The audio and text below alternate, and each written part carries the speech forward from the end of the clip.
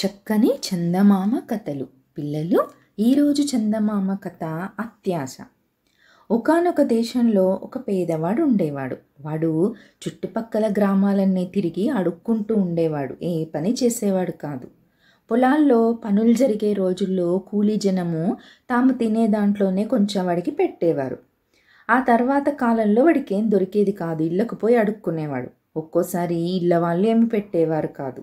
అటువంటప్పుడు రోజుల తరబడి తిండికి మాడుతూ ఉండేవాడంట. ఒక సంవత్సరం ఆ బిచ్చగాడికి ఇదే గతి పడుతుంది. 2 రోజుల పాటు తిండి లేని స్థితిలో ఉంటాడు. ఆ సమయంలో ఒక గ్రామం నుంచి ఇంకో గ్రామానికి బయలుదేరుతాడు. దారిలో వాడికి ఒక ముసలివాడు కనిపించి అంటాడు, పాపం డొక్క అంటుకుపోయినట్టుంది, ఇదిగో ఈ శనగ గింజ తీసుకో అంటూ బిచ్చగాడి చేతిలో ఒక శనగ గింజ పెడతాడు.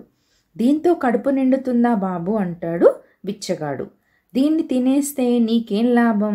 ఇది నీ వద్ద ఉంటే ఎవరు పడితే వారు నీకు ఆతిథ్యం ఇస్తారు. అప్పుడు నువ్వు తిండికి మాడవలసిన అవసరం ఉండదు అంటాడు ముసలివాడు. తర్వాత ఎవరి దారిన వారు వెళ్ళిపోతారు. ఇంకా చీకటి పడే వేళకు బిచ్చగాడు పక్క గ్రామం చేరుకుని ఒక ఇంటి ముందు నిలబడి, కాస్త అన్నం పడేయించండి నాయన అని కేక పెడతాడు. వెంటనే ఇంటి యజమాని బయటకొచ్చి బిచ్చగాన్ని చూసి తమ గ్రామం వాడు కాదని తెలుసుకుంటాడు. లోపలికి పిలిచికెళ్ళి కడుపు నిండా అన్నం పెడతాడు. ఇవాళ రాత్రికి నువ్వు మా ఇంటి పంచలోనే పడుకోవచ్చు. ఈ చీకట్లో ఇప్పుడు ఎక్కడికి వెళ్తావు అంటాడు ఇంటి యజమాని బిచ్చగాడితోటి. బిచ్చగాడికి చాలా సంతోషం అవుతుంది. వాన్ని ఎవరు కూడా ఎప్పుడు ఇంత ఆదరంగా చూడరన్నమాట. ఇదంతా శనగగింజ ప్రభావమే అయి ఉండాలని వాడికి అనిపిస్తుంది. దాన్ని భద్రంగా తన తలకు దగ్గరగా ఉంచి ఆ రాత్రి వాడు సుఖంగా నిద్రపోతాడు. అయితే తెల్లవారుజామున ఆ ఇంటి వాళ్ళ కోడి ఏం చేస్తుందంటే బిచ్చగాడు పడుకున్న చోటుకు వస్తుంది. అది చేసిన చప్పుడికి బిచ్చగాడు అప్పుడే నిద్రలేస్తాడు. అంతలోనే ఆ కోడి కాస్త శనగ గింజను ముక్కుతో పట్టుకొని క్షణంలో మింగేస్తుంది. అయ్యో నా శనగ గింజ కోడి మింగేసింది అని ఏడుస్తూ ఉంటాడు బిచ్చగాడు. వాడేడుపు విని ఇంటి యజమాని బయటకు వచ్చి, ఒక్క శనగ గింజ కోసం ఇంత ఏడవాలా?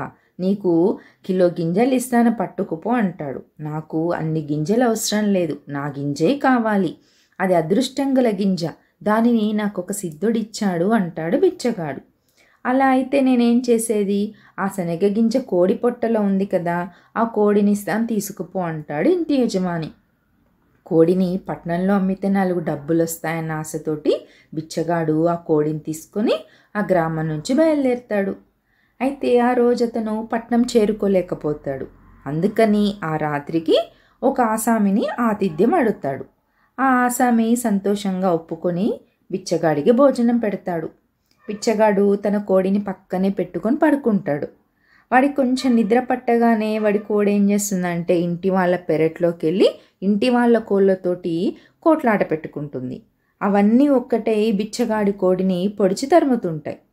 వాటి నుంచి తప్పించుకొని పారిపోయే ప్రయత్నంలో బిచ్చగాడి కోడి ఒక లేగదూడ కాళ్ళ సందున దూరి దాని కాలి కింద పడి చచ్చిపోతుంది.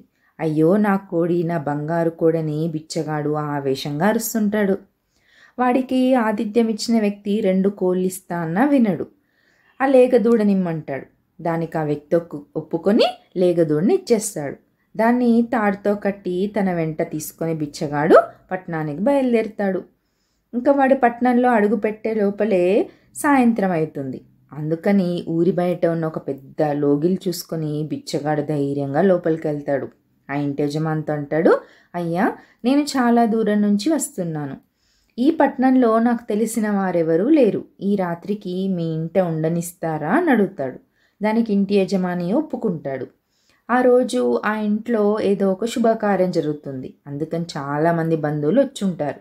ఆ రాత్రి పెద్ద ఎత్తున విందు జరుగుతుంది. బిచ్చగాడు నలుగురితో పాటు సుష్టిగా భోజనం చేస్తాడు. ఒక రాత్రి వేళ ఆ లేగదూడ ఆ తాడు తెంచుకొని ఇంటివారి గుర్రం ఉండే చోటికి వెళ్ళి గడ్డి తింటూ ఉంటుంది. ఆ గుర్రం కాస్త లేగదూడని తన వెనక కాలుతోటి బలంగా తంతుంది. దూడ గిలగిలా తన్నుకొని చచ్చిపోతుంది. మర్నాడు బిచ్చగాడు ఆ ఇంటి యజమానితోటి పోట్లాట పెట్టుకుంటాడు.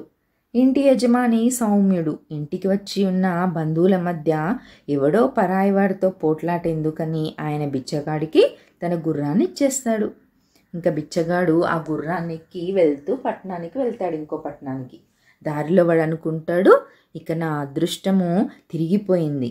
ముసలివాడిచ్చిన శనగ గింజ మహా గొప్పది. ఇలా గుర్రాలు గాడిదలు సంపాదించడం కాదు, ఈసారి మంచి ఇల్లు మంచి భార్య ఇంత ఆస్తి వచ్చేటట్టు చూసుకోవాలి, స్థిరపడిపోవాలి ఎక్కడన్నా ఒక చోట అనుకుంటాడు. ఆ సాయంకాలానికి వాడు నగరం ప్రవేశిస్తాడు. వాడు ఒక వీధిలో వెళ్తూ ఉంటే ఒక పెద్ద సత్రం కనిపిస్తుంది. ఆ సత్రం ముందు ఒక అందమైన పిల్ల వాడి కంట కనిపిస్తారు.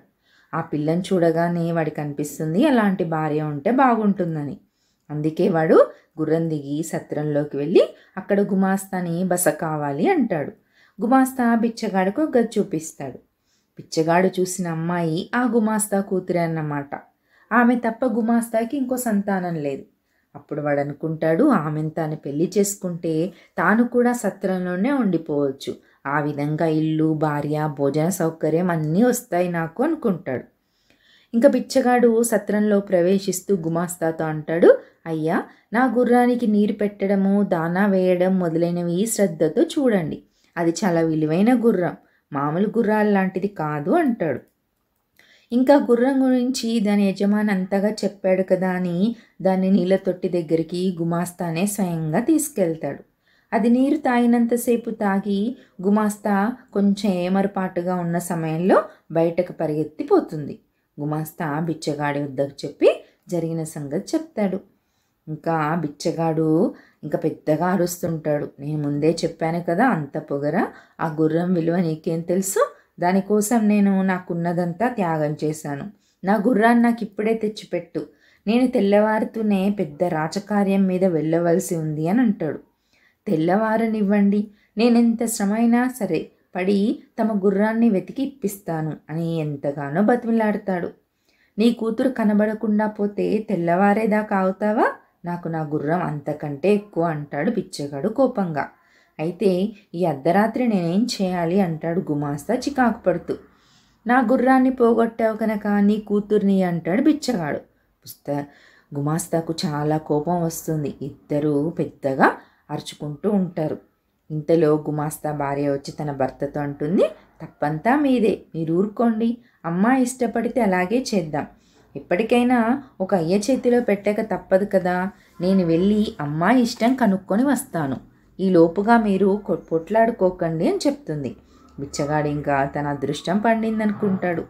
కొంచెంసేపటికల్లా గుమాస్తా భార్య హడావుడిగా తిరిగి వచ్చి, అయ్యా, అమ్మాయి మిమ్మల్ని పెళ్లాడడానికి ఒప్పుకోవట్లేదు, అందుకని దాన్ని ఒక సంచిలో వేసి కట్టిపెట్టాను, మీరు ఆ సంచి తీసుకుని ఇప్పుడే బయలుదేరండి, ఈ రాత్రి చీకట్లో మీరు ఎటు వెళ్ళారో దానికి తెలీదు కనుక తెల్లవారి సంచి నుంచి బయటకు తీస్తే అది ఇంటికి పారిపోయి రాలేదు, అప్పుడు మీరు దానికి నచ్చ చెప్పి పెళ్ళి కొప్పించండి అంటుంది. ఇలా జరుగుతుందని బిచ్చగాడు అనుకోడన్నమాట. అయినా గుమాస్తా భార్య చెప్పిన సలహా బాగానే ఉన్నట్టు వాడికి తోస్తుంది. మొదలసలు తన పిల్లను పెళ్ళాడిన తర్వాత కదా ఈ సత్రానికి తిరిగి రావచ్చులే, ఇక్కడే ఉండొచ్చు అనుకుంటాడు. అందుకని వాడు ఆ సంచిని భుజానేసుకొని ఆ రాత్రి వేళ బయలుదేరుతాడు. గౌతము అంటే ఆ సంచి ఎక్కువ బరువుగా ఉండదు, కానీ లోపల ఏదో తన్నుకుంటూ ఉండడం వల్ల దాన్ని మోయడం బరువుగా అనిపిస్తుంది. దానికి తోడు కన్ను పొడుచుకున్న కనబడి చీకట్లో తెలియని దారిని నడవలసి వస్తుంది. ఇంకా అలాగే బిచ్చగాడు ఆ సంచిని మోస్తూ తెల్లవార్లు నడిచి తెల్లవారేసరికి ఒక అడవి మధ్యకి వెళ్తాడు. అక్కడ వాడు ఆ సంచిని దింపి ఎంతో ఆశగా మూతిప్పుతాడు. ఆ గోతంలోంచి ఒక పెద్ద కుక్క పైకి దూకి అతని ముక్కు కొంచెం కొరికేసి ఎటో పారిపోతుంది.